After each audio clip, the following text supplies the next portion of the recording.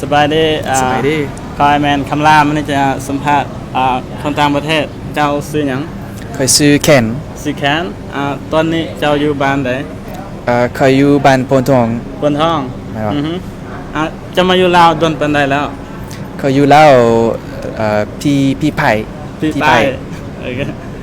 อาหารลาวที่เจ้ามักมันหยังเคยมักอยู่แล้วอีหลีเพราะว่าเคยมักฮอนเคยมักคนเล่ามักคนลาวคนลาวเป็นจังไดคนลาวเป็นคนจังไดอย่าง How do you think about Laos people? Oh, very very nice. I think yes, friendly. Really? อาหารจะมัก What kind of food? Lao food? Do you try? เคยมักลาวฟู้ดเคยมักกินข้าวเหนียวข้าวเปียกอีกซินหมู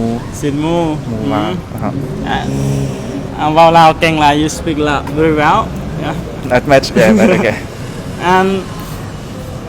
แม่นยังที่ว่าอยากให้เจ้าอยากมาอยู่ลาว What make you or what is your inspiration that you want to live in Laos? เคยอยากอยู่ลาวหลาย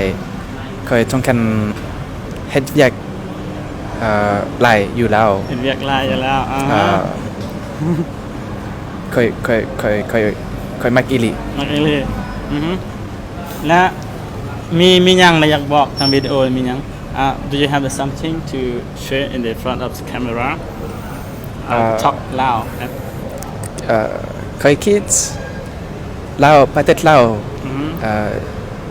ดี How about the girl? ผู้สาวงามผู้สาวงามหลายแม่นแล้วเคยไปจีบผู้สาวลาวบ่ Have you ever to chat with the Lao girl โดยเ